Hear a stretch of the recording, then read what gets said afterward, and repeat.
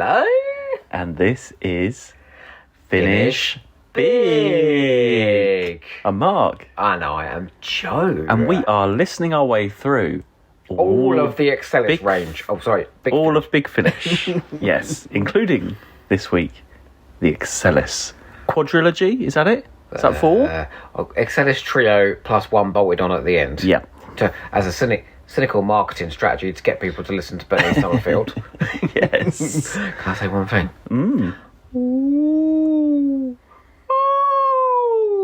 That weird whale song at the beginning of this.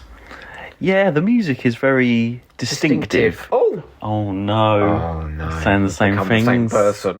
So the releases that we are talking about this time are Excelis Dawns. It can be fun. It should be fun. Is that supposed to be Irish Wild Time? That's nothing like it at all. Shut up. Excelis Rising. Does this museum have dinosaurs? I love dinosaurs. Is that supposed to be Colin Baker? Shut up. And Excelis Decays. Perhaps the end game has finally begun. Yes, that is supposed to be Anthony Head. Right. And Bernice Summerfield and the Plague Herds of Excelis. Know him? I've had him. He's me fancy man. So these aren't in the main range. These were additional releases, weren't they? Well, is this to run concurrently with Paul McGann? Because he had 6 months on the trot where he was dominating the main range. So they were slotting in 5th, 6th and 7th Doctor stories. I think so, yes. That makes sense, doesn't it? Yeah. So these were sort of one-off specials. Which of those 3 would you slot in? 5th, 6th or 7th Doctor? I don't know. None of them. And it's also the first time that Big Finish have released sort of linked stories. Okay, so I know we've had Dalek Empire, which they weren't really linked. They just had the Daleks in, didn't they? Yeah. But this time we've got the 5th, 6th, 7th Doctor visiting this planet at different times. Then Bernice sort of tacked on at the end as well. And it's something. Yeah. I got very confused. Is the planet Excelis or is the planet Arcturus? The planet Arcturus, and it's the city of Excelis. Oh, okay. They probably spelled that out several times. Anthony Head say, "Let me tell you about what this planet was like at the beginning. Excelis was a great empire." Oh my god, No? That's quite good. Ever come at me about my impressions? That's what it sounds god. like. Anyway, so that's Anthony Head from the Nescafe coffee commercials. If he was a pervert, that sounds like.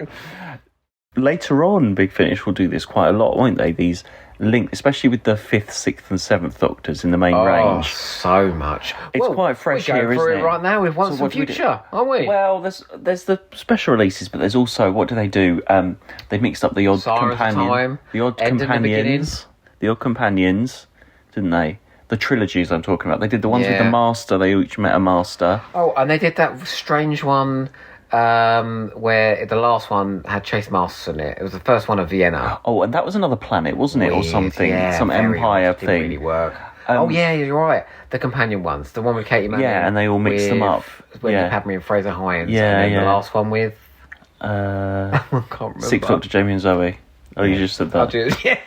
What was the last 5th Doctor and Stephen and Vicky. Yeah, and 7th Doctor and Joe Grant and stuff. It never really works. And I don't know why they really do that. And we've had it so many times. Oh, let's mix up this, or they 5, 6, 7 always follow each other doing something that's linked. I don't know why they're always linked. I can see why they choose that, because that's their 3 main range Doctors. They're the ones that jumped on board straight away. So if they're going to do a, in quotes, special release, then they should focus on these 3 that, gave Big Finish their time from the start. Paul McGann only came along, when he realised how much fun everyone was having without him.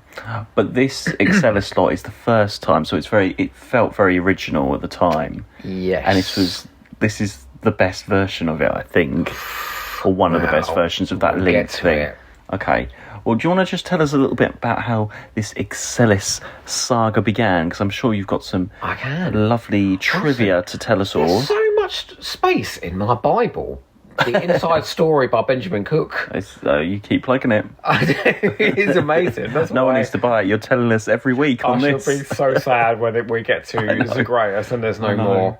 But we've still got the Bernice one, so we can delve into that. Simon Gurrier, that's even more detailed. There's tons. There's a 2-page expose about this to start off with, sort of showing how this came to be. And then there's like 4 pages for Excelis Dawns, 4 pages for Excelis Rising, only 2 pages for Excelis Decays, and then only half a page for the play cards of Excelis. So I guess Benjamin Cook got less interested as it went along, Anyway, would you like to hear some interesting facts? Please do, tell us all. So, a secret memo went out from... it wasn't secret, but it went out to a huge amount of writers, both old and new, saying that they were going to do this, and they're basically taking submissions for ideas. It was established writers. It was sort of people that have written BBC books, New Adventures and things like that. But it wasn't people that had explicitly already done big finishes. So I think they were sort of testing the waters. Because these were single releases, they could sort of try out new writers. Because you've got Craig Hinton and David A. McKinty in this. And they hadn't written for Big Finish before. Gary Russell detailed it needed good tight plots, no more than 6 characters, as well as the Doctor and the Companion, and must be single disc 65-minute episodes. The loosest outline for the series was that the first story would be set in medieval times of this planet and focus on the relic. The second story would be a Victorian era story and focus on sort of the affluence of that period. And then, there was a reason for that. So the third story would be 1,000 years of decline after the Victorian period, so during wartime, where they're paying for that rich, splendorous life. He says, very sternly, not a project for those not willing to be team players, and there will be no favouritism. So old hands and first-timers are both getting a chance to submit. Well, that's okay. There. Yeah, and it's a good idea, actually. The justification for using the 3 Doctors, this was detailed by Paul Mars, was that all of them have different reactions to the relic. So, and you did kind of get that. I don't think it's done as a through line, but in the first one you've got Peter Davison talking about the death of Adric and things like that. In the second one you've got Colin Baker basically lambasting the afterlife and contacting the spirits. And in the last one, it's all of that weird voodoo stuff with those flesh puppets that Sylvester McCoy was appalled about. Why did you just raise your eyebrows like that when I said flesh puppets? Filthy pig. But the idea was the Doctor's opinion changes towards his feeling about the afterlife as each story goes along. I just don't think that was... I didn't get that listening to it, but now you've said it, it does make sense. It's touched upon. The 6th Doctor's slot was the most popular of them all, which is unusual. And everybody wanted basically submitted for that. Craig Hinton submitted for that and got the 7th Doctor one. And all of Anthony Head's stuff was recorded separately. Yes, I knew that, yeah. With, listen to this, Mark Gatiss and Lisa Bauman reading in the other parts. Oh my God, imagine. I want that version. Lisa Bauman as Iris Wildtime. Oh my God. Oh no, wait, she'd be playing both characters in the last one. And Anthony Head is quite a big name at the time to get for a Big Finish, I think. Yeah, well, he'd obviously done Buffy at this point, and that was massive. When did Buffy finish, though? Buffy was still... No, I think... 2002? Buffy finished by 2002? I don't know if it did. It's about that time. Buffy started in the mid-90s. Yeah, no, you're right. But yeah, and he's done the Nescafe Gold coffee commercials. Now, you may think I'm taking a piss when I say that. They were huge. No, wait. People were tuning into the adverts. They weren't tuning into Corrie. They were watching the adverts because they wanted to know, will they, won't they, this posh upper-class couple, bonk over their gold blend. It was massive, don't you remember? No, I don't know that. I was so young, honestly. No. Well, should we start talking about the individual releases? Well, I've just got one more thing to say about Okay. Because I've written all this down, so I may as well tell everybody. Please, yes. They're sitting at home absolutely desperate for my trivia. Ears. Well, this is finished big. That Big Finish newcomer, Lee Binding, Oh, yes. did his first covers for this story and is quoted as saying, Gary Russell is a lovely, lovely human being, but he can seem almost scary, and you don't want to madden him. Apparently, there was a bit of obsession with the detail of the covers. That's from Lee Binding, not from Gary Russell. And he didn't want to deviate from the brief, and he was not happy with the covers. That's Binding, not the best Russell. covers, to be honest. He says 6 out of 10, must try harder. Well, it does the Blu-ray range now, doesn't it? And they're amazing. Yeah, but those aren't the best. Except that one where William Hart looks a bit boss-eyed. Oh no, I'm sorry, I'm talking about the Excelis covers aren't the best. No, I do like the fact that you see the city with the waterfall coming down. Yeah, no, that is nice. Some of the photoshopping, the photoshopping of the figures aren't great, are Which they? do you think is the best of the 4? I think it's Adrian Salmon's, for the Plague Codes of Excelis. Oh, I love that artwork. Yes, so do I. Yeah. We're just about to go into that, aren't we, in Bernice? Let's go in order then. Mm-hmm. So we have Excellus Dawns.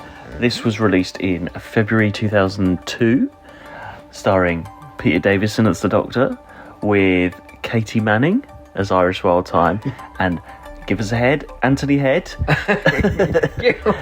as Greyvorn. Did you just say give you head?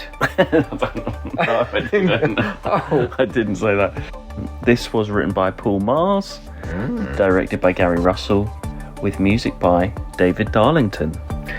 Yes, no, we have very briefly touched upon the music. I do think it's very good, and I think it's especially good in this first release.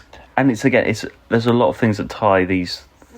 There's a thread through, isn't it? Yeah. The music and that sort of a ba-da-ba-da-boom, a ba-da-ba-da-boom. I like the sort of, I don't know what that was.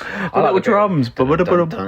Are we singing the same thing? I think we are. Yeah. Yours is like a jazz version. That's what I'm trying to do. Oh dear God! Anyway, people got to be indulgent. it's wonderful because the actual music was released as its own set, wasn't it? But on its weirdly own. enough, on its own, it's quite repetitive and dull. But in the story, it's really good. Apart from that weird whale song, I felt very new agey at the beginning. And we also have to say as well, this introduces the first audio performance of Iris Wildthyme, Katie Manning, played by Katie Manning. So Iris Wildthyme, if people don't know who that is, do you want to just let everybody know kind of where she came from and where? So she originated in the trans-temporal adventuress. So she is a Time Lord that was introduced in the BBC Eighth Doctor books. So she Scarlet Empress. So Scarlet Empress, and she would have been in a couple of others as well, probably BBC books by this point. Third Degree with the Third Doctor. Yeah. I think that might be it actually for. Because Mad Dog's an Englishman with the Eighth Doctor. So she is she goes around in a red bus as her TARDIS as well. I didn't spring from nuclear war. I came on the bus. And there's different versions of different incarnations that are mentioned in the books of her. Oh my God. And the best joke about Iris is that she pretends, for some reason we never find out, that one, she's been going and meeting the Doctor and during all of his adventures, but also two, she's had dreadful parodies of his adventures. She talks about the 5 Irises, which is a piss take of the 5 Doctors, where they go to the Death Zone on Gallifrey and she faces the Monoids and the Zarbies and the Mechanoids. And she actually says in this, doesn't she? Thank God I got all the shit monsters. Yeah, rubbish ones, yeah. Oh yeah, sorry. This is blissful. She is introduced in this. It's Peter Davison, the 5th Doctor, on his own as well. 5th Doctor solo, which we don't usually get. Well, we'll get to that when we get to your continuity, won't we? Anthony Head plays this Greyvorn character that is in the 3 releases right through as the same character as well.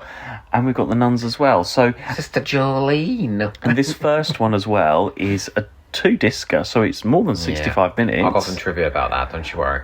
Okay, well, do you want to do the trivia first, and then we can talk about what we think? Basically, it was supposed to be a 1 disc, and Paul Mars says he just wrote a ton of dialogue, sort of shorthand, and realised very quickly. They all realised very quickly that it was going to be a double disc if they recorded it all. And I think Gary Russell made the decision and said, "Let's just record it all and put it out as a double disc. We can't lose any of this." And you shouldn't really, because it's Paul Mars dialogue. It's very funny. So the story revolves around this relic. Yes, very odd. And so this story sets everything up. It introduces the planet Arcturus and the city of Excelis. I really hope I've got that right. Yeah, it is. That's right. Yeah. And this Greyvorn sort of narrates a little bit at the beginning, doesn't he? Yeah. Saying, well, it's quite good actually. It's quite, like you said before, it's quite a nice way of skipping ahead in the story. So we haven't got you know, like this, because it takes place over a little while, doesn't it? They go on a long adventure across the planet. It's a bit of a quest story in a way. Like a quest story? I do, and I spoilers, this is my favourite one of the whole quadrilogy, actually. It's really good fun. I think it is the character of Iris that brings the lightness Iris to is it. in the last one. But in a different. But this one's more fun. With the she's on the with the nuns, and then it's this odd. You said it was like a mock Sound of Music. It's sort of this odd couple adventure, isn't it? In a way, where you've got Iris on her bus, and she's bringing the fifth Doctor. Frapple, isn't it? Yeah, and you've got. Well, no, there's four of them. Actually, there's four of them, isn't there? You've got Iris on the bus being quirky and comedy. You've got the straight-laced Fifth Doctor who's much more serious in this and a bit more he doesn't really do the comedy. I don't think anyone expected that from Paul Miles. And then you've got Greyvorn, who's this warlord who is just this big sort of warrior guy. Back alleys, isn't he? And then they've got the sister Jolene, the nun, as well, who's a bit villainous as well. So it's this odd, and they go along and they're searching for this relic, and we're not going to go through like the whole story, but not a lot happens for nearly 2 hours. It's just... You said this exact thing in Stones of Venice by Paul Miles. Oh, it is, isn't it? But this is more fun. This was more of a... Yeah, it is. I don't think you're right. It's just very robust plot. It's just them all interacting with each other. He came at me about that as well, you know. He came at me about... I sent him a link to our finished big. We're talking about Stones of Venice, and he goes, I do write plots. I write very robust plots, actually. Paul, I love you. I love your work. But I just don't think... But also the job of this one is just to set everything up. Yeah, and the narrative is not about the mechanics of the plot. No. It's all about the interaction between the characters. But it is, and that's what I really like about this. And it is just a little bit more lively than we've had, I think, with the Stones of Venice. Obviously, I think Stones of Venice is way better than this. What do you like about this one then? Well, I think it is Iris that makes this, and it's how everyone reacts to her. Because Sister Jolene's appalled by her because Iris smokes and drinks and swears and talks about men, and she's a nun. Well, it's a bit of a rip-off of the Sound of Music at the beginning, isn't it? What we're going to do about Sister Iris. Which is quite funny. Like, the weird thing about Greyvorn and Iris is they just don't belong in the same story together. Right. He's a medieval knight, and she's a pisshead time lady. And the fact that those scenes were... that bit where she goes, oh, God, oh, no, Icky Thump, he's dragging me up a back alley. Yeah. And Han said, give me the relic, madam. Yeah. You know, it's very funny. And they all want their hands on this relic, which turns out to be a handbag, which is not a big supporting a plot as well, which is a very Irish Wild Time thing to be. The last one is her and the Doctor, which starts off with him being sort of like, oh no, it's Irish Wild Time, that bloody hag that bags my footsteps. And then somewhere in the middle of the story, they start having proper character scenes together where they talk about the death of Adric and it's very funny lines about Tegan, about her being a bossy Australian. It's really sweet. It's proper sort of dramatic scenes. I didn't expect that. Early on in Big, this is the first time that Adric's probably mentioned in the death of Adric. How many other releases have we been had by now where they lament Adric? It's gone a bit too far the other way now, but it was really fresh at the time. Well, they have a brilliant one coming up in Spare Parts. There's a brilliant argument. I swear there's so many mentions of Adric now. We're giving this a use as a weapon. Yeah. Betty, you didn't think about that when it came to Adric. Yeah. And the Doctor's like, oh, you bitch. Yeah. But no, it is a nice moment, that mention, agreed. And you've got Sister Jolene as well.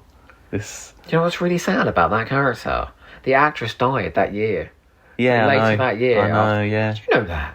Because I remember it at the time. Oh, yeah. It was in Doctor Who magazine, That's I think. Really, really sad, isn't it? So this was one of the last things she ever did. And she's very funny in it as well. Yeah. And she sounds young. Yeah, I think she was quite young, yeah. It's really, really sad. Can I tell you what I think of... I told you this off mic, but I'm now going to tell everybody else. That I now consider Iris Wildtime to be the hyacinth bouquet of the Doctor Who universe. Grotesque, comic, obnoxious, deluded, and yet very funny and likeable, despite the fact that she's completely monstrous. She's massively over the top, and I can see why a certain corner of fandom... I read out a comment on my blog, didn't I, earlier, of somebody who says she's the worst thing that ever happened to her. I understand some people might find her a bit much. Probably the same people that would find Donna Noble a bit much, that sort of obnoxious, funny character. But if you like a bit of high camp, Oh, she's just the best. She is, yeah, and it's, as I say, because of the lack of plot in this, it's just, I'm just waiting for the next Iris scene. And she's in it quite a lot. Yeah, and I think that's probably why you like this so much, just because she is in this as much as she is. Yeah. Would you like some more trivia? Please. Well, so this was a bit of a fait accompli, because there was an Iris Wildtime series. They were going to do an audio series way back then. Now, I know it comes later, a lot later actually, isn't it?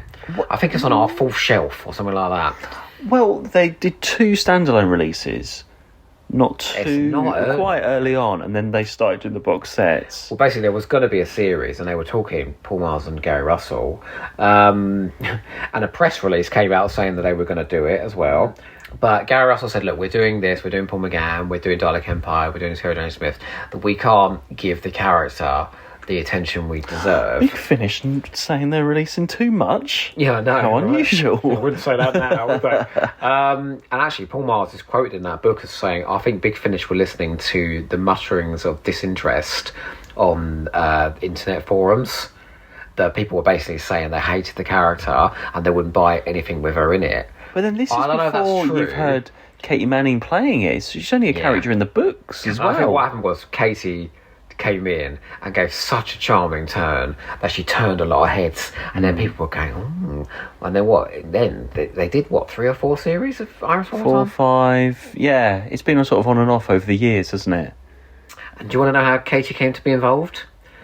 Because Gary wanted to work with her, but he gave her the script, and it was for her to play the Mother Superior. Oh. And the second he put the phone down, he was like, oh my God, epiphany struck. He picked the phone up again and he went, look, don't read Mother Superior, read Iris.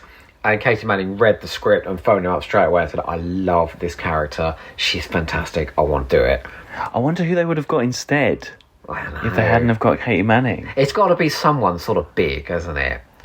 Who would have they had? Kate O'Mara could have come in, couldn't she? Kate O'Mara. She'd have been hilarious. Well, she's already playing a Time Lady, though, I suppose. You couldn't really have... Yeah, that's true. Who else would you have? Someone... Well, I don't know, probably someone like Catherine Tate or something, really, you know? Tate would be brilliant as Iris Wildtime. But Katie Manning is so synonymous with that role now, I can't imagine anyone else doing it. No. It's that sort of... Because you get other Iris, don't you, in The Wormery, Bianca...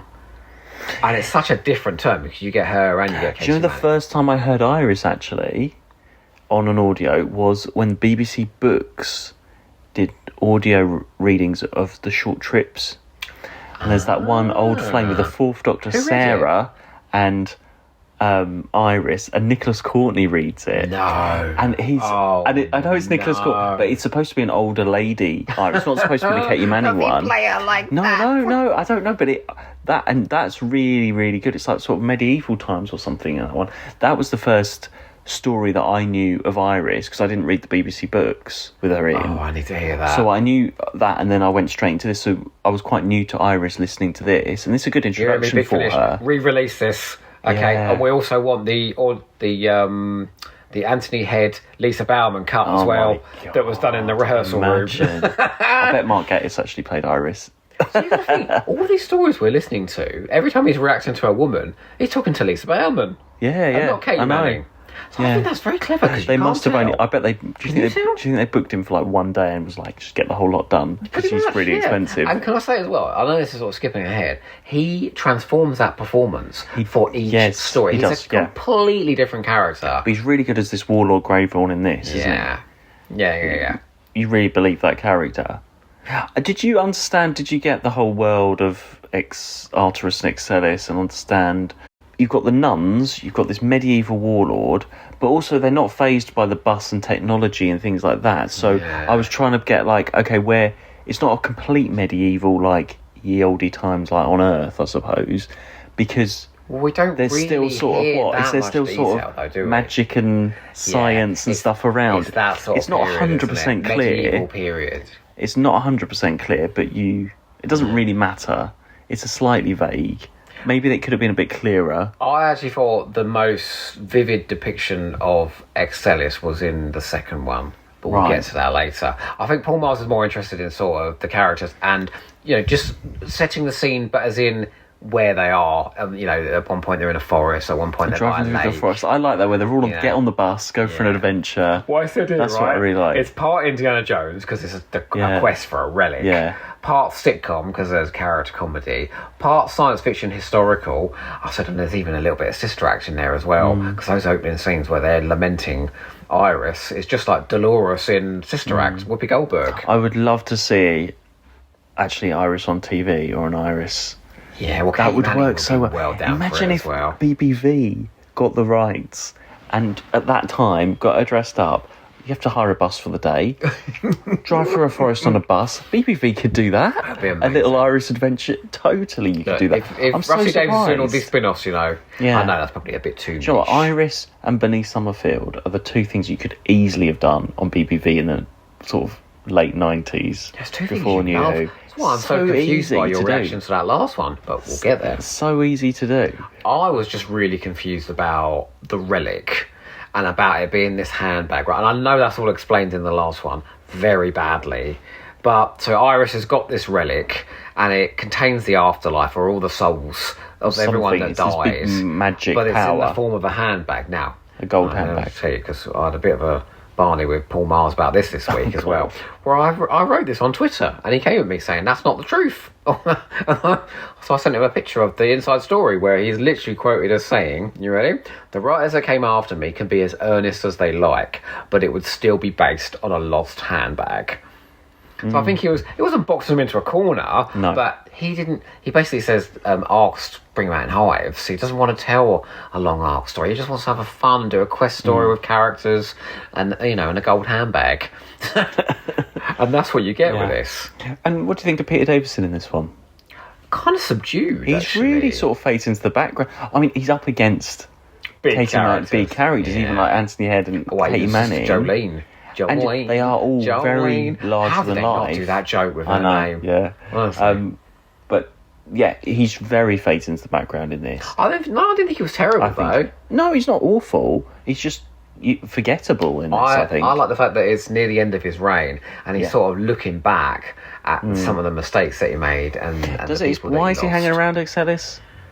They don't really say. They actually do explain why Iris is there. Because he doesn't really know about the relic or anything beforehand. He just turns up, doesn't he? There is some serious issues with the script editing of this series, because I don't think there's any kind of through line with the characters or the story or any of it. It just feels like 4 stories set in the same place with a very loose narrative running through them, and just each of those 4 writers going, well, this is what I'm going to do with it. All right, It's really fun, this. I was quite surprised because Doc Oho, as we'll find out later, wasn't that impressed. But I was impressed listening back to this. And I think, we had a jolly old time listening back to this. That was really good fun, yeah. Should we go on to the next one? I think we should.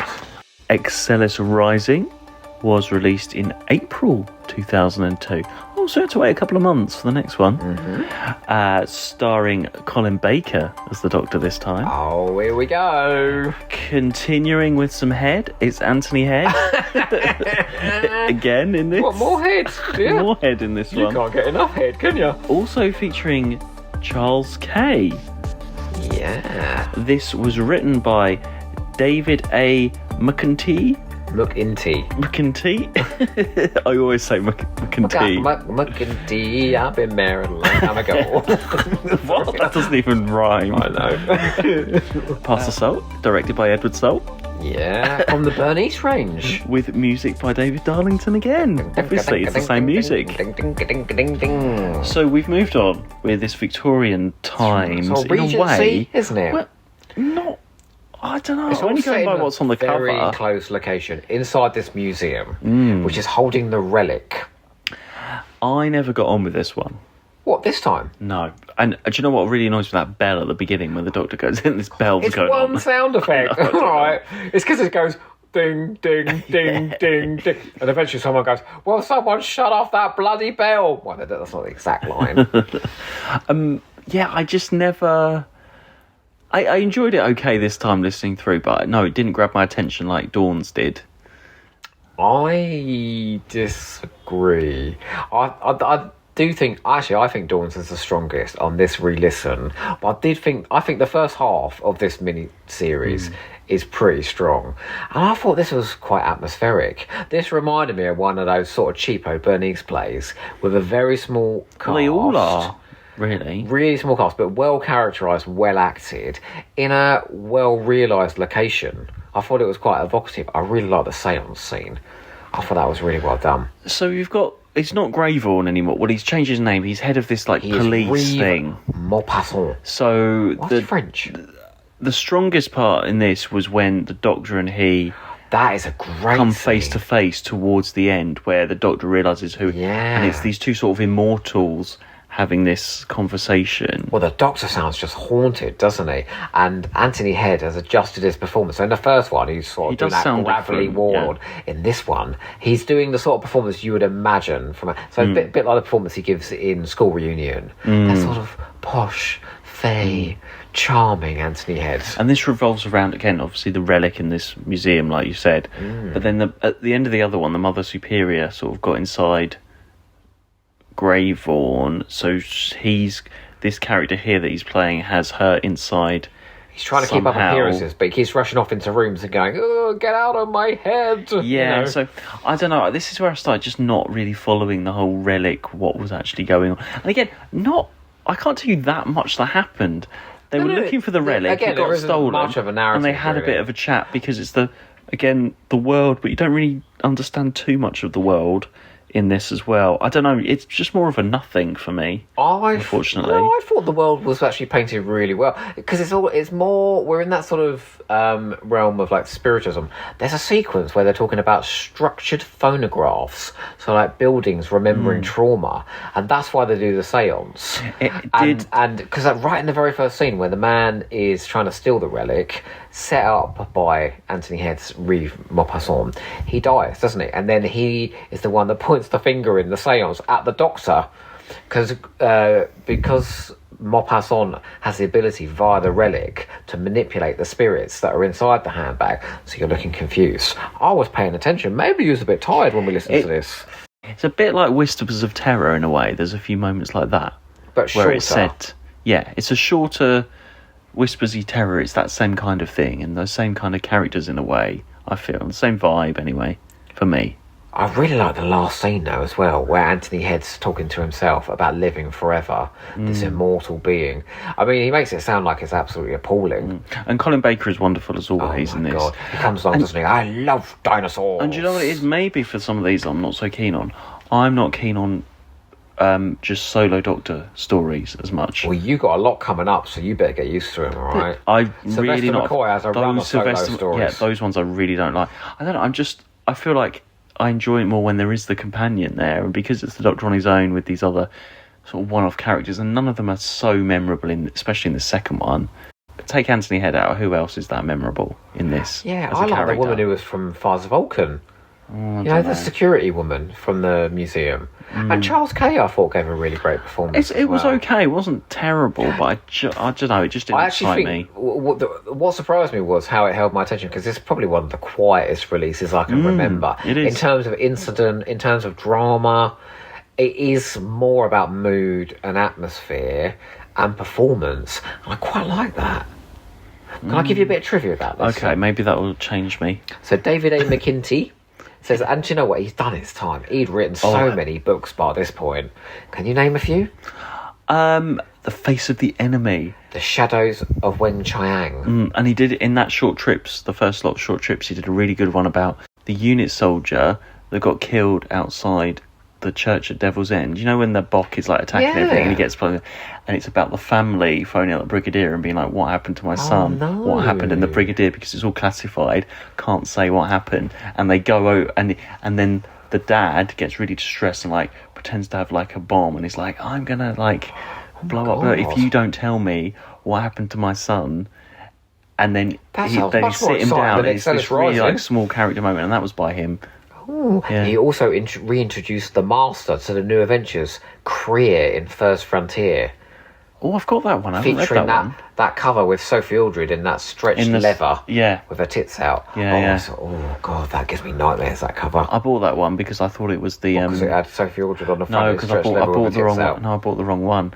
I thought it was the. What was the one with the Land of Fiction one?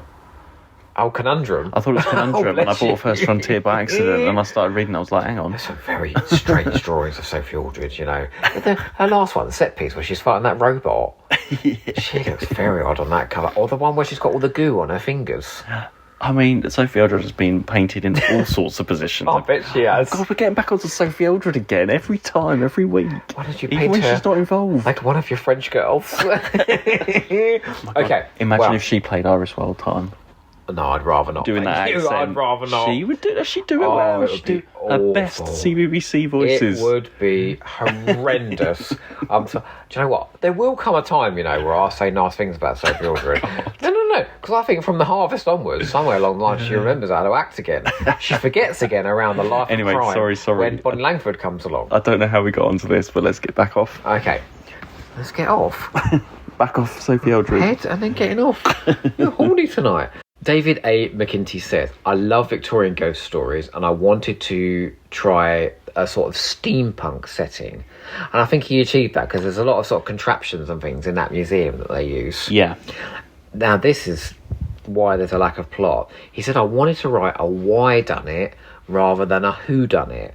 He goes, because the second Anthony Head turns up, people will know he's the villain of the piece and then know he's behind everything. So the whole point of the story is to figure out why he's doing what he's doing rather than who did it, which I think is quite nice. He says about Anthony Head, he was brilliant, matchless, just perfect. He wrote the script. I really like this. Listen to this. He wrote the script in 10 days, first of all generating dialogue and character. He went back over the whole script again to write in bits about direction and sound effects. Now, how big finished scripts are being churned out these days, I'm telling you now, it isn't that thorough. No, probably not. And so, you know, give him points for effort for that. Ed Salt had wanted to direct a Doctor Who for ages, but he had massive theatre commitments, so he couldn't ever do the 2-day recordings. Second, they said they were going to do single disc releases. He was there, and I think he did a good job on this as well. And best of all, Charles Kay, fresh from Unnatural Selection, the BBV probe adventure, where he turns up in a nappy covered in goo. I've not seen that one. Oh, it's very memorable. Seriously, he's in a nappy. Oh, no. He's covered head to toe in what looks like semen. Please, honestly. no. And Ed Salt says, well, he's game for most things after that, so we'll get him in for this. Actually, he's quite subtle, his performance in this.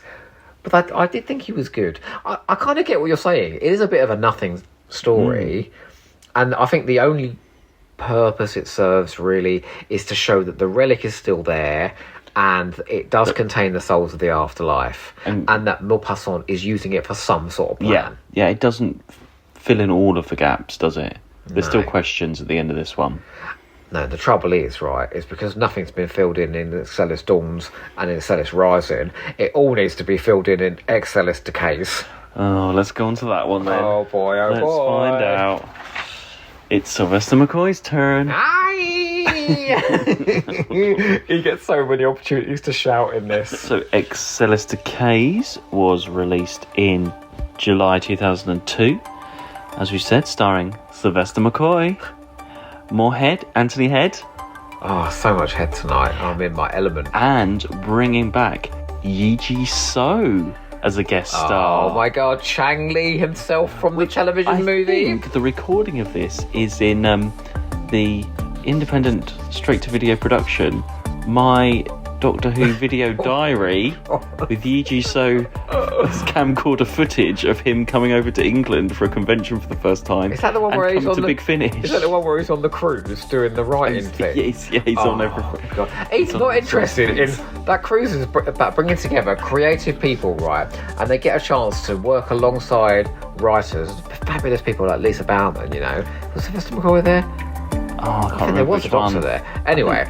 And then Yuji So's there. He ain't interested in writing anything. He's only interested in vamping it up. So he just grabs a sort of script and sort of fucks about with it. Anyway, it does cover him coming over. He's very excited to record a Coming over what? Oh my god. Jeez, what is wrong with you tonight? Anyway, there is footage of this.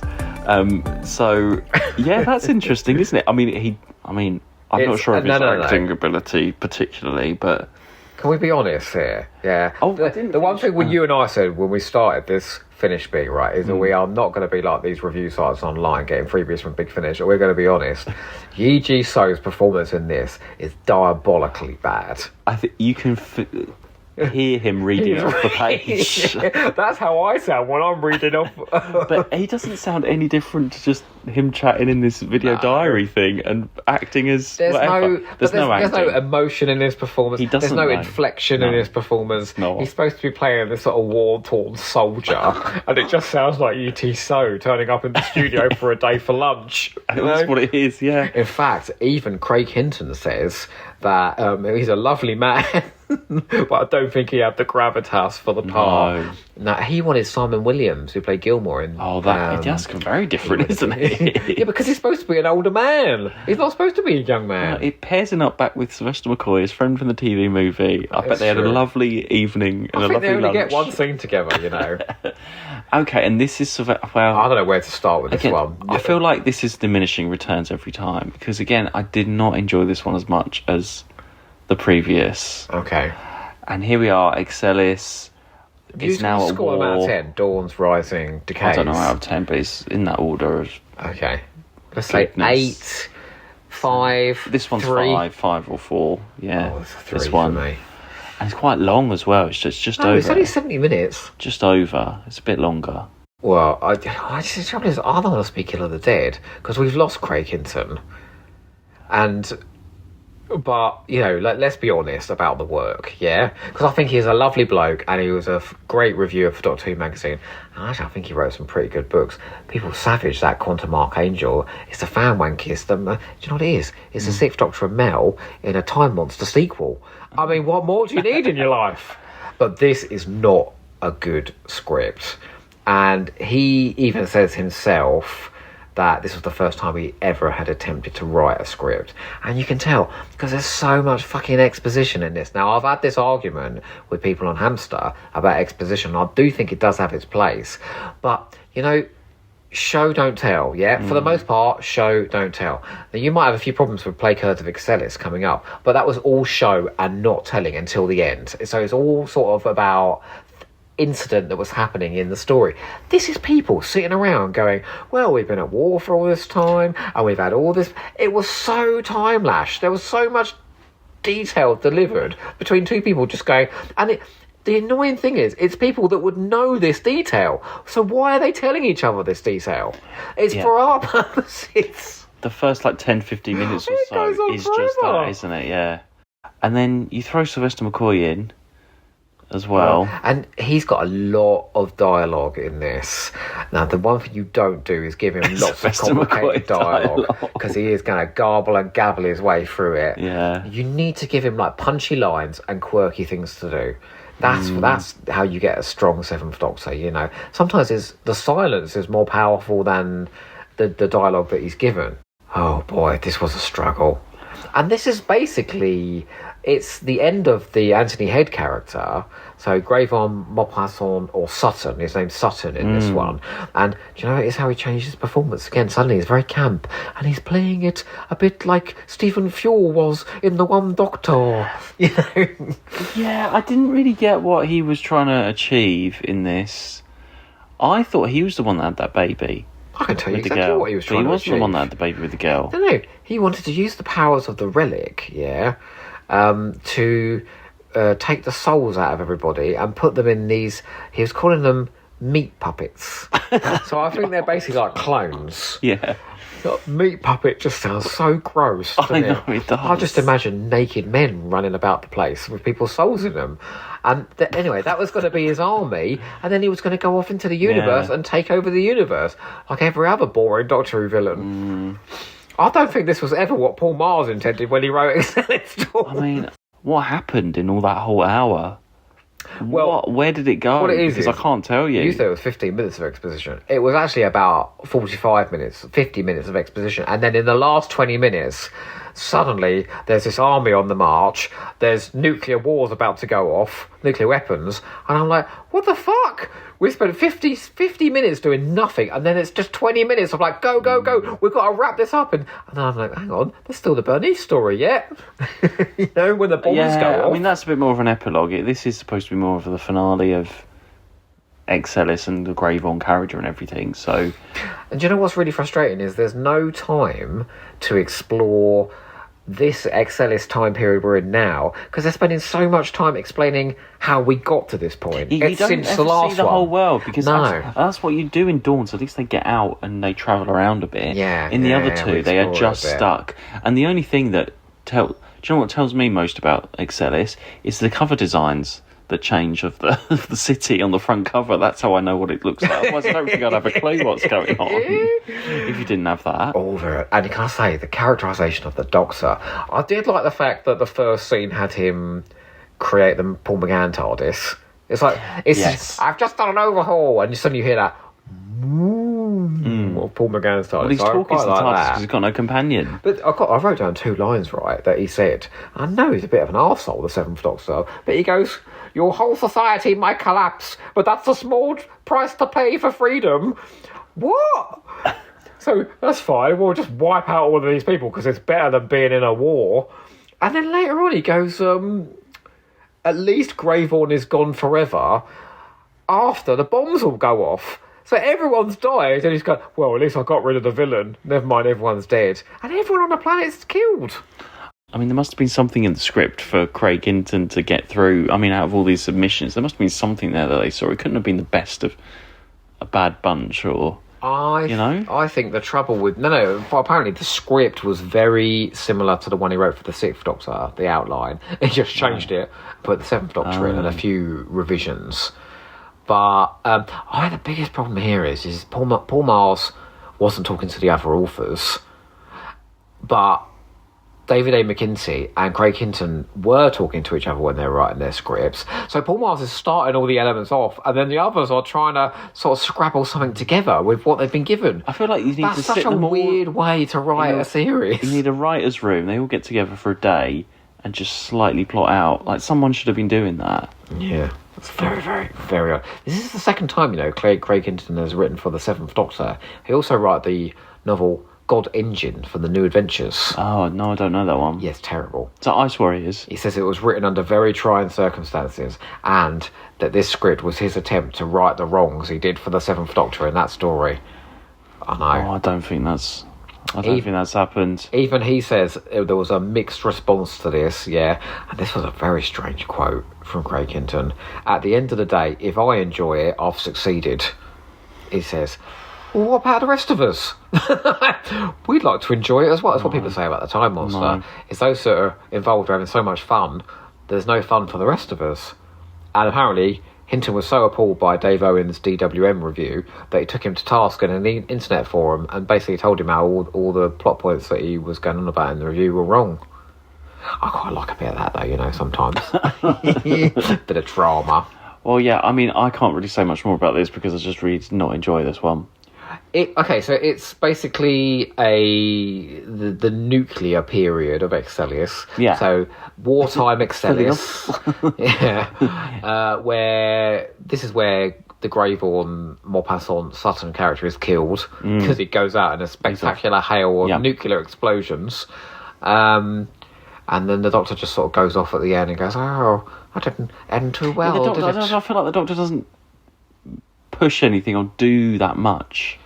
Oh, he stands around talking about how we got here in the last 200 years. Yeah, he just stands around and talks. And actually, he just stands around and talks in all of them. But the idea... It all happens around him. The Doctor is not the main driving force at all of anything. It would have happened if the Doctor wasn't there half the time, I feel. What, throughout the whole thing? Pretty much. Yeah, pretty much, yeah. But yeah, it is just because... when they do those 16-part epics now? Yeah. Doomsday... What's it called? Like Doom Coalition, Dark Eyes. Yeah, I got a feeling that they're plotted out. They've got an end game. Yeah. They know where they're going. Yeah. And that they sort of plot out the There's a bit of four padding stories in them. in each set. I just don't think none of that was going on it. So it feels very like I think you're supposed to be more invested in Excelis itself and the different stages of Excelis than you actually are. It's an interesting concept. It's just not executed particularly well. No. Well, the next one, Bernice Summerfield and the Plague Herds of Excelis. That is like Doctor Who and the Doomsday Weapon. It's quite a long title, isn't it? Doctor Who and the Silurians.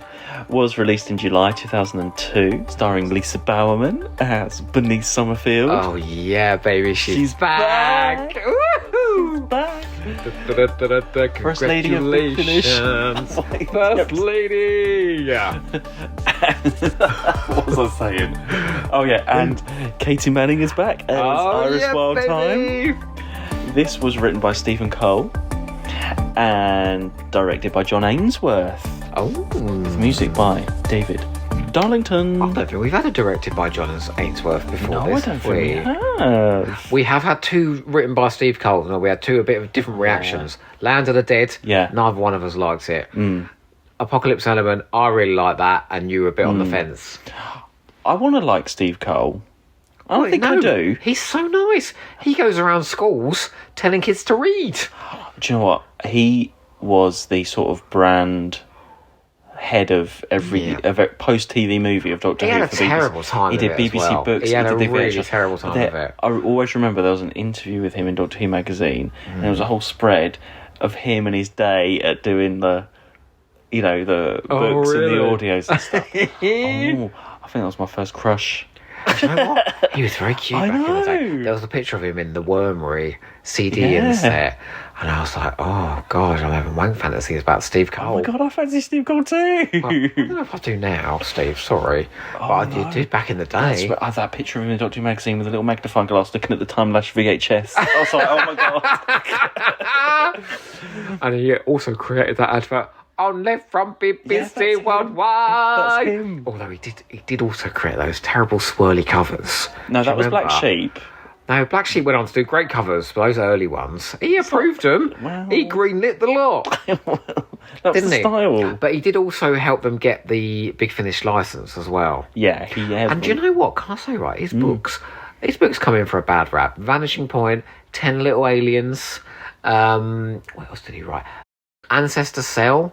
I think he's a good writer. He's got massive ambition. I don't know if audio is his biggest strength, because I really did like Apocalypse Element, but apart from that, he does some of those Fifth Doctor old Anissa stories later on, and they ain't Kiss of Death and stuff like that. They ain't great either. I'm not sure if audio's is bag. It's not like anything amazing, but it's not terrible. Sort of competent. Apart from Land of the Dead. But that was early days. That's true. That was early days for us all, even though Garrett Russell said that was a great script. Well, what do you think of this one then? I think more of this one than you. I think the first sort of, how long was it? 70 minutes? About that, yeah. I think the first 50 minutes are reasonably diverting and quite fun, and offers a very different Iris from Excelis Dawns. This is the first time I've heard her written sort of a bit sinister, with scenes where she's not just cracking jokes all the time. Well, I think it would... I mean, we love her in Excelis Dawns, but if it was exactly the same, I think we would run a bit tired of her. I can't imagine in her own series that she's always sort of high-pitched and shrieking. But, I mean, Bernice and Iris together, perfect combination. And I think this is a bit of a epilogue, isn't it, to the Excelis trilogy. But I think it was a marketing thing, which they, again, early days, it's the first time they've done it, but they've done it how many have done times a lot have they? Since then. This box set, but we've got this other character from a whole other series that you have to buy as well. I mean, I think they were trying to get, because obviously I don't think the Bernice ones were selling particularly as well. No. And if you were cynical, you'd say this is a really bad marketing ploy. You would just say this is a marketing thing just to get that in. I think a lot of people just got the 3 though. Yeah, I don't think you need the last one. No, but I do actually think it's the most fun one since Dawns. But it is, you've got Benny and Iris. Favorite. Yeah, but having those two are brilliant. But then if you're just buying the Bernices as well, this was sort of like an extra one, not part of any of the Bernice series. But like you just listen to it on its own. The second you heard Lisa Bowerman's voice, I saw you smile. I know. And then when her and Iris were together and cracking jokes and getting drunk and stuff like that, the bit where she's pointing a gun at Benny, and then we realise she goes, "Oh, it's not a gun actually; it's just a lighter." They are like, I could do a series of adventures with this pair. That would be brilliant. Yeah, I don't think they have. Have they? I think in Many Happy Returns, Iris turned up very briefly, but I don't think she's been in any of the Bernices. Well, again, I was watching you because you're pretty, and as you were listening to this, I noticed when Benny and Iris were together, you was paying attention. The second they were on it, you was looking at your phone. I'm not, but then I've just not been invested in Excelis and everything that's going on, and I just don't care. I just don't care. And then again, more relic stuff. And you've lost Anthony Head. And then you don't even have that through line now. I mean, I did think the villain was well performed in this. But basically, so what it is you've got... So a society has sprung out of the nuclear fallout of the previous story. So the bombs went off, and now Excelis is kind of back in medieval times again, isn't it? It's sort of gone back full circle sort of in a way. Barbarism times, And you've got one fella who's sort of spouting religious dogma, and another woman, sort of empress, who's in charge of everybody, and the other fella's trying to bring her down. Now, and all of this, you've got those two characters, and it plays out with a bit of tension. And actually, I was following that, and I was going, actually, this is quite good. Where this falls apart is the last 20 minutes, where Steve Cole has to wrap up these 4 stories, and it's so fucking ham-fisted. So, may I? Oh, please do. Because we are all waiting, Well, you could do. We're all enjoying this. Want to. No, all of us are enjoying this. Listening to you. Speak for them. They might be bored stiff. Listen to me bang on about Excelis. Sorry. We'll carry on. So essentially, right, Iris was hypnotised to bring the relic to this planet. That's why she couldn't remember in Excelis Dawns. Yeah. And then Sister Jolene is an alien. She was in Excelis Dawns, the nun. She's an alien from another planet, and that is the same character as the villain in this, because he turns into Jolene in the climax and he goes, "Ha, I was the nun all along. Actually, no, I'm an alien from another world."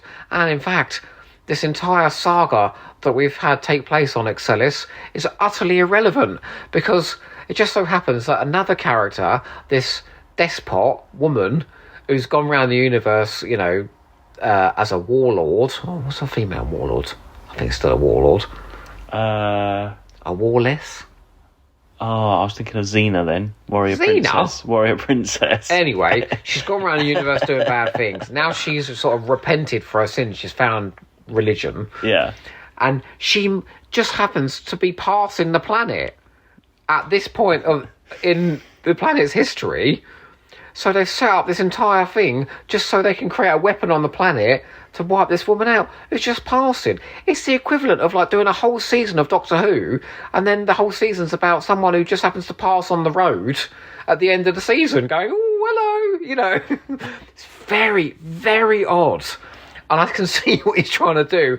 He's trying to take all of these crumbs he's been given from the other stories. And he's even quoted here as saying, "I quite like the fact that all the drama the Doctor had been through with this thing was actually just the build-up for the final countdown."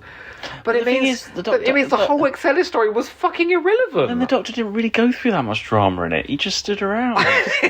So there wasn't really anything even to those, really. I was just appalled. I'm going, so why have I listened to the last 4 hours? If the only thing that's relevant is someone could be passing this planet in the last 5 minutes. Oh, just weird. No one's talking. No. And I think essentially Steve Cole was just given the other scripts and said, finish it. So this is what he's come up with. And it is sort of fun. It's mildly diverting. Again, it's just enjoying those characters being together. Yeah. I don't really care what they're doing. I don't care about the planet or anything like that. I just enjoy them bantering off each other. Benny and Iris. So had it been one writer, and that one writer had written a treatment for the entire thing, this might have hung together a lot better than it does. Or someone had just worked out the main beats of each one. and then you give it to the writers to be like, okay, fill in the rest. What it feels like is, you hear about Dalek's master plan. Yeah. Dennis Spooner and Terry Nation and that. sort of throwing the ball to each other. Yeah. It feels like that. And no one's talking, but everyone's just sort of going, well, get out of that. That's the end of my story. Off to you. But no, it's not a satisfying conclusion, really, overall at all. Not to the series. Because I think in that first one, in Dawns, it does feel like something's brewing. You accept it because, this is the first one. This is just setting everything up. But you just don't get any much of a payoff later on for any of it. No. I actually put, does making the relic a handbag sort of make a mockery of the whole thing as well. Like, I get he's going for camp in that first story and it works there.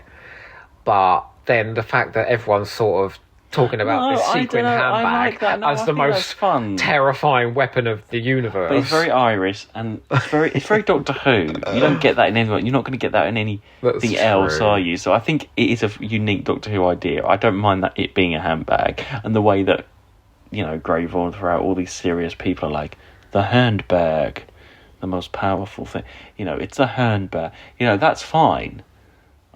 It doesn't make a mockery of it, I don't think. Well, and I do quite like... I found it amusing, the fact that she thought she was come back to this planet just because the handbag goes well with an outfit she's got, and she's off to a shindig, and she wants it back.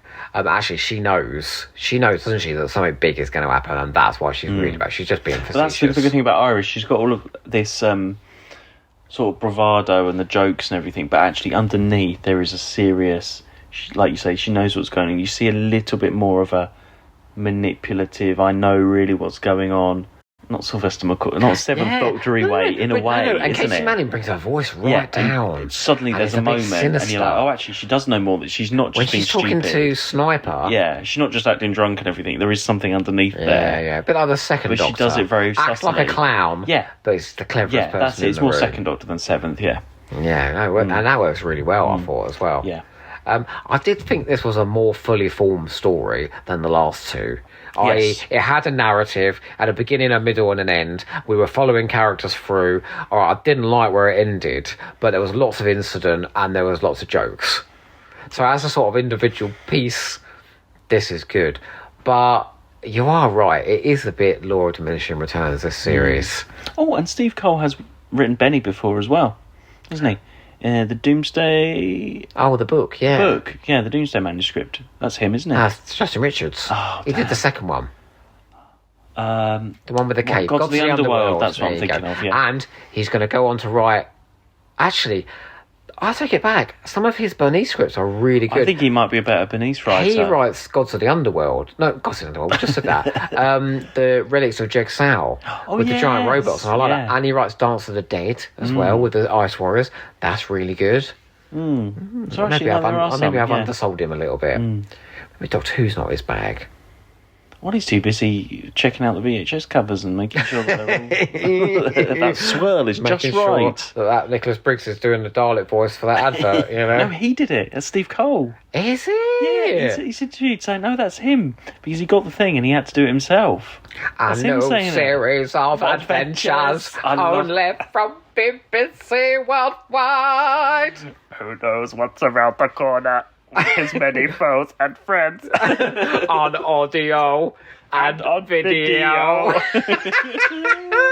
Oh, Steve, mate. That's my favourite trailer of all time. Can you do some Dalek voices, please, for Big Finish? I'm getting sick to death of hearing Briggs' voice. That trailer should be still at the beginning of everything. Imagine on the Blu-rays. Oh, my God. Okay, let's bring this back to Plague Herds of Excelis for a second. Okay. One thing I did like, I want to talk about Star Trek for a second, because there's a Star Trek Voyager episode called Blink of an Eye, where Star Trek Voyager gets jammed up in the atmosphere of a planet, right, in an anomaly or some cloud or something. Like they usually do. What? I don't know. It's always an anomaly in Star Trek. It's stuck up the butt of some anomaly, yeah. Anyway, no one's falling in love or anything in this one. No, are you all right? What is this human thing called love? No, although there wasn't that one I was watching. Anyway, and they're stuck there throughout the entire life cycle of this planet. And so we keep cutting back to the planet, and it's a different stage in that planet's history, and it does the same thing. It goes from medieval to Victorian to industrial to post-industrial to warfare, but it does it all in 45 minutes in a really clever way, to a point where at one point in the story they've built rockets so they can go up in space to see what that ship is in the sky that's been there throughout their entire history. It's really clever. Well, this is 5 hours long, and it's telling the same story. And I do like the premise of visiting a planet throughout its life cycle. Yeah, brilliant idea. But I just don't think it's executed very well here. And I think some of the individual stories work okay, and Dawns is really good. But the ending, which makes the planet irrelevant to the story, makes me wonder why I've just spent the last 4 hours listening to the development of this planet. It's baffling. I have not reached a climax that unsatisfying since Earth Search Mind Warp. Oh, God. Do you remember with all that exposition? Yeah. Oh, Well, dear. I mean, these came out early on in Big Finish's run. Yeah. They have recently So did just the Holy been, Terror. but they have just all been re-released as a download-only special package just last year. I don't think we've convinced anyone to go listen to them. So if you are interested, they are in this special download with a new cover and everything. With all three Doctors and Anthony Head's sinister eyes above them. They've all been reissued, including the Bernice one. So Can we, before we out on the stories themselves, then, okay. can we just name 3 things across the 4 that we would recommend about this? I know we don't normally do this, but we have been a bit of a Debbie Downer about the last 3. 3 things. So I'm going to say Anthony Head, who delivers 3 really interesting performances. Well, Katie Manning as Iris, obviously, who is great memorable performance there, and just livens things up in both the stories that she's in. You got great Paul Mars dialogue in the first one, sort of fun, bouncy, sitcom-esque dialogue. The music and sound design is very, very good throughout. And did you notice that helps gel them all together? But how that changed for each story. So the first story is all sort of we're going on an adventure music. The second, I don't know what I was going to sing. We're going on a bear hunt. Then do you remember that? We're going to catch a big one. Sorry. The second one is all sort of piano, so it is sort of more sort of Victorian style music. It's a lot slower. In the third one, it's really industrial. It's like pipes being clanged and things like that, a bit like the Sideman music in the new series. And then the last one, it kind of goes back to Dawns again. Full circle again, yeah. Okay, so that's your second thing. Oh, I've got to choose the third thing. Yeah. I am going to say Ed Salt's direction of Excelis Rising, which I thought was really atmospheric. You're looking at me. Well, yeah. I was just trying to think of something else. Lisa Bauman, but that just goes without saying. It's not like that's just like air and water and sunlight in the world. Right? Lisa Bauman is always going to be good. Do you think if we invited Lisa Bauman, to to Eastbourne Beach, where we live? Wait. Oh. You can play that music from Invasion of Time. Right.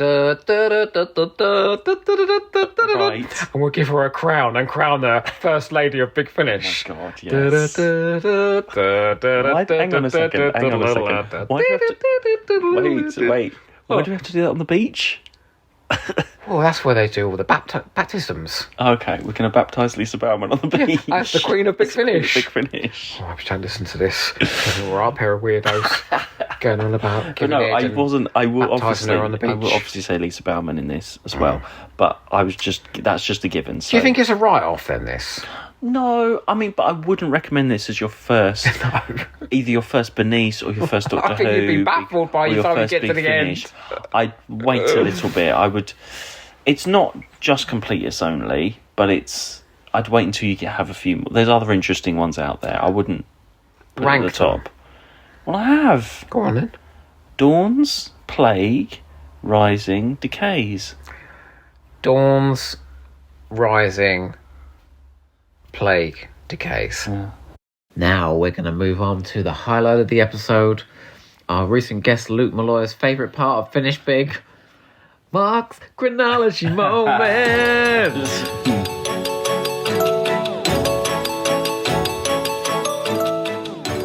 Excelis Dawns is a Fifth Doctor solo story. Yeah. He does make a reference to our friend the Gravis from Frontios. Yes, right. And leaving Tegan in the TARDIS. He took Tegan to the planet Colchicron, didn't he? So I don't know why she stayed in the TARDIS. Because I didn't want to... Well, because Janet Fielding weren't doing Big Finish at this point. Yeah, true. You could have just had some terrible Australian accent and then going, Doctor, are you coming? Oh, no. That's American. There are quite a few stories that have been shoved into this gap. Well, there are. But it makes it very obvious, cavernous though. Gap, It does make... Because actually, the Fifth Doctor doesn't have that many slots of him on his own that you can fit in. What's the gathering? Is the gathering in this gap? We could fit a load in there. There's some later on where Perry and Erimem are left on their own, and supposedly... I don't really like that, but it is very clear that it does go after Frontios. And in this story, it's explicit. They say it explicitly. Yeah, and then we've got Resurrection of Daleks the other side. Well, yeah, honestly. At the moment. Yeah. So that's one. So it goes, easy. So it goes Frontios, Excellus Dawns, Resurrection of the Daleks. Yeah. Well, what an interesting order. Okay. What about Excelis Rising? Yeah. Well, Sixth Doctor on his own. We've had this before. So last this is a time, tough one, isn't it? Well, last time we had him with the ratings war on his own, and I put that before the Marian conspiracy. So we build up a little bit of a season of him on his own. So I'm going to put it in between the ratings war and the Marian conspiracy. There's no references to other companions or anything, is there? Nothing else. Okay, that's fair. It could go anywhere. Easy.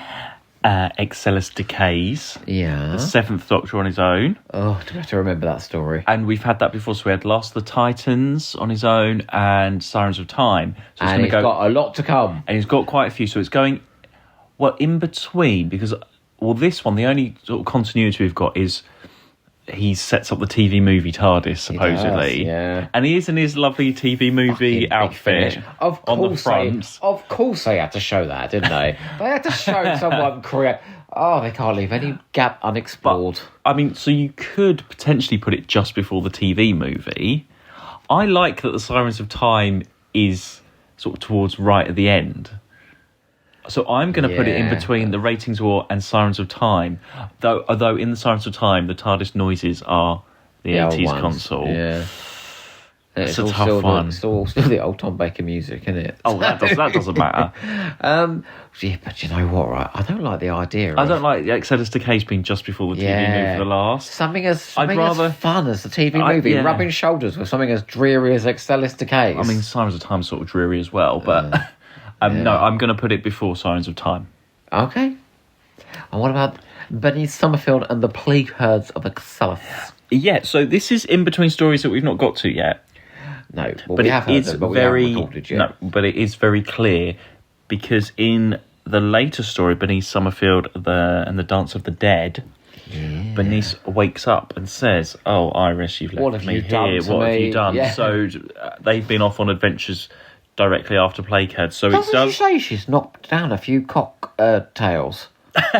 yeah. So she's been out drinking it in Dance of the Dead. So that means it goes in between That means it goes in between the Green-Eyed Monsters and Dance of the Dead. Okay, which will make a lot more sense to me. Once you put it on the screen with all the fabulous, stylish graphics. And there is our continuity for today. I wonder, if some people, there's people we've talked about before that like to fit it all into a big puzzle of, chronology and continuity. They just skip straight to your section. Maybe you should do a chapter of just your section, so they can just edit them all together in one mega. Oh, this is everything. Maybe we'll do like an update of everything, then, like an overview. All ththose fans like that will jizz in their pants if you release that as one mega episode. Okay, well, where to next? Hey ho, hey ho. It's ho ho ho ducko ho.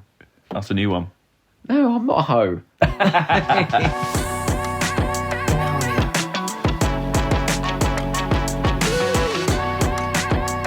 Okay, so we're starting with Excelis Dawns, which Doco Hope was not thrilled about, if I'm honest. So my opinion has completely changed on that one.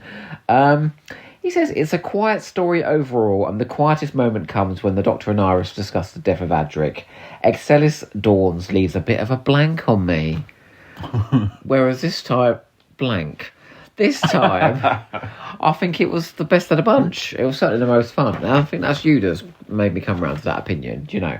Excelis Rising, he was far more thrilled about, but then, of course, it is Colin Baker. The direction by newcomer to the Doctor Who range, Ed Salt, is very good indeed. Gone is the flashy trickery employed by Russell and Briggs. Salt brings the actors to the fore and provides some pleasingly subtle atmospherics. Put a bit of salt on it.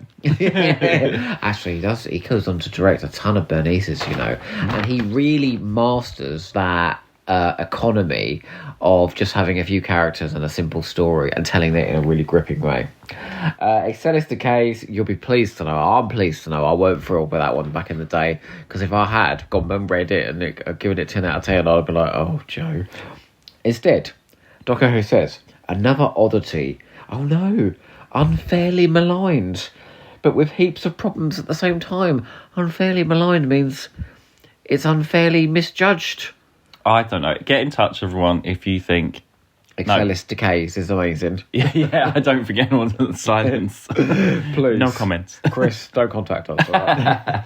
Shame that Anthony Head would work so hard to make the empty character of Sutton interesting, only to have the character take a complete turn into stereotypical villainy. That's true, isn't it, when you say? And Bernice, Summerfield and the Playhouse of Excellus was my favourite. I'll give that 8 out of 10. Doctor Who says, the script bubbles with wit and amusement. The best thing about this arc has been the different stages we have visited this planet at. Having the stories leap forward in time, we have seen one of the most vivid worlds our heroes have ever visited. What? Are you sure? I'm desperate for people to read it back then, alright? I'll try to be positive. All in time for Stephen Cole, our crush, to shatter our illusions and make the whole delicious thing planned. Oh no, now I think that twist is just dreadful. Sorry, it was early Steve days Cole. of Big Finish, though. You were still very cute back in the day, but that twist at the end was terrible. And I really don't think the planet was well defined at all. What the fuck was I talking about? There. Doco Ho. Anyway. Get back in your box. Just on a complete side note, Mark has today dug out the DWM magazine that he was talking about earlier in the episode, where Steve Cole, we get a day in the life of Steve Cole in DWM magazine. Tons of pictures of him, isn't there? Yeah. And there's one of the swirling vortex with Steve Cole's massive head coming out of it. And I have to say, Steve Cole's massive head is very nice. Anyway, should we get on to some oral audacity? I amused myself. Yes, indeed. Questions.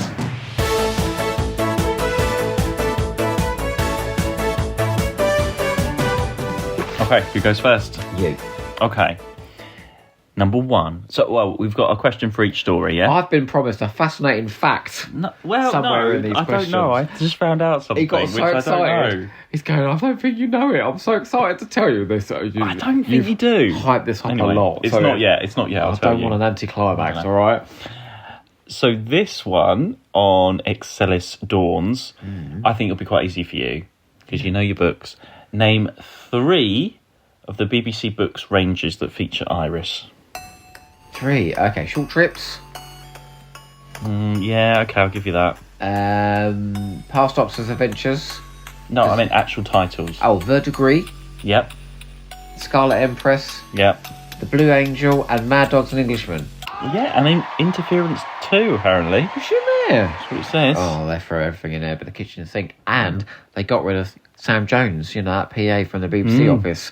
She was out of work now. Her image was no longer being used. Sorry. Okay, so my question for you for Excelis Dawns is, how is Tegan described by Iris? And I want the accent as well, please. Oh no, I can't do the accent. Is it a shrill Australian? Oh, I'm going to give it to you. That shrill Australian woman. Oh yeah, that was. I got that right. Shrill Australian woman is the answer. But you can have that. That's near close enough. Name 3 or more if you want, but up to 3. I think 3 might be easy enough for you. Solo 6th Doctor audio stories. Can you do 3? Well, I mean, The Wrong Doctors is technically a solo 6th Doctor audio story because it doesn't go off with I Mel. didn't know. Mel's in it. There's a companion in that, which there's no companion. Oh, come on. You love Colin Baker as the Sixth Doctor. There's loads. I can't think of any. I can only think of this one. Oh, yeah. Sign of the Time. Okay, I'll give you that. Yeah. No, that's it. I can't think of any. Can you list them? God. Well, we've got loads. ID, the Aquarian Pulse. Excuse me. These are all shitty stories. How am I supposed to remember ID? What do you remember about? All right. No. What do you remember about ID? It doesn't matter. Yeah, it's not my question. Trial of the Valiard, Iron Bright, Vampire of the Mind, Hour of the Cybermen, Davros. Oh, Davros. Oh, yeah. Loads. Iron Bright. That's We had Chris the ratings Chapman. war last time. God. Oh. I'm surprised at you. Sorry, I'm handing in my Blue Peter Big Finish badge. Hand in your Crocs. You're not a fan of Colin Baker anymore. Sorry, Colin. I feel as if I've let you down. I've let everyone down. I'm so sorry. Okay, your question for Excelis Rising. Now, I expect you to get this right, because several of these stories we've already covered. So, Nikki Holdy plays the head of the guard. She's the woman who's the head of the guards. And we talked about this while we were listening to it. So, name 2 other parts she's played in Big Finish. Oh, well, she was in Fires of Vulcan. As? I don't know who as. That's Valeria Hedone. Right. And? I don't know what else she's been in. It's one that we've already done. Yeah. One of your favourites as well. Well, she's not in Winter of the Adept.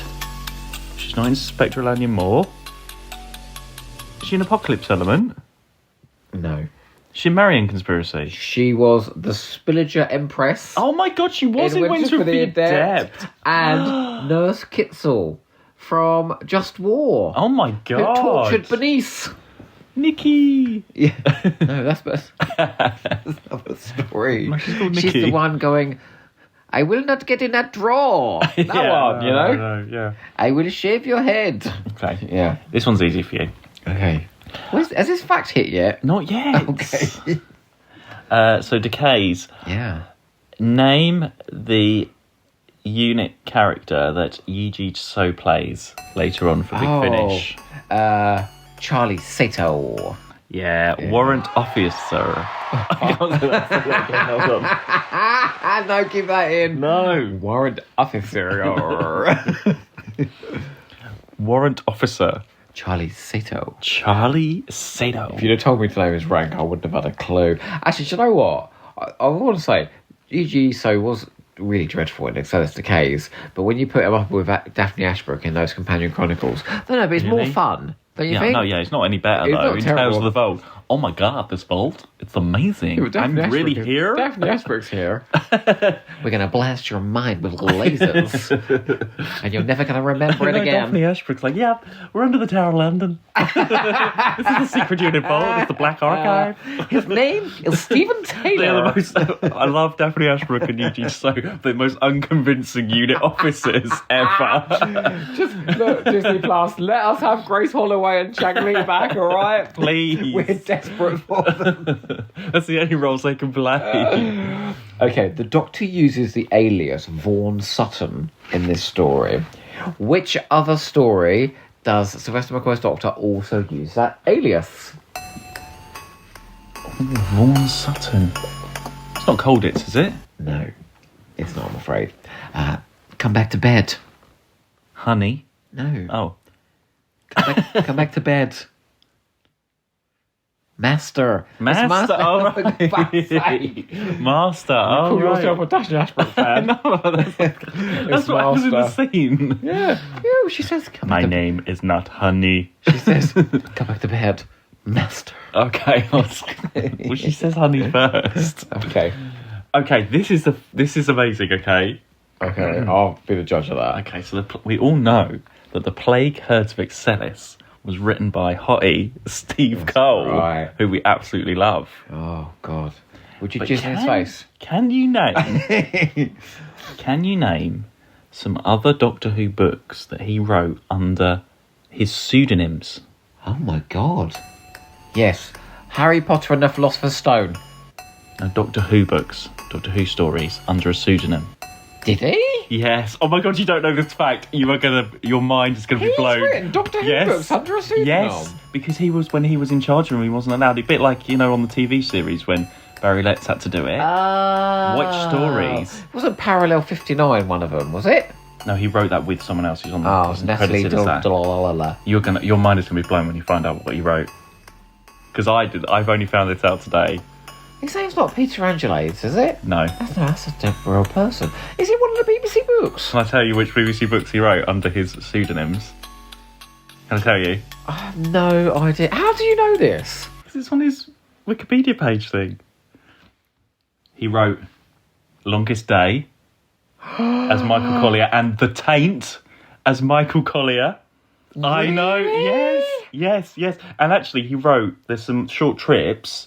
There's one in the first short trips anthology called Glass, which I really love, by Tara Sams. So Michael Collier and Tara Sams. I think I knew the Tara Sams. So he wrote The Taint. Michael Collier is Steve Cole. I mean, that makes sense because it's the first Fitz book. Do you know what? Do you know what's weird about that? Because you love The Taint, don't you? Yeah, well... I thought you might know that. Longest Day is the most tedious read you are ever going to read. It is fucking boring as sin. And The Taint is the one that introduces Fitz. Yeah. There you go. You love The Taint. I thought I knew everything. I know. I'm absolutely... I love Steve Cole's Taint. You have been tainted by Steve Cole, I'm telling you. Wow. I'm going to get in touch with him now. I've talked to him a little while back, you know. Have you? You've talked to Steve Cole? Yeah, of course I have. Oh my I've God. talked to everyone, mate. Okay, so what does Iris not have in her TARDIS? It's in the Doctor's TARDIS, but she doesn't have one, and it's an important plot point. I don't know. It's going to be something. I don't remember. She doesn't have some kind of homing device, homing beacony stabilizer thing. Oh yeah, it's a dimensional stabilizer. I was going to say that. Oh my God, I was going to say dimensional stabilizer. Your mind is so bent and tainted by thoughts of Stephen Cole.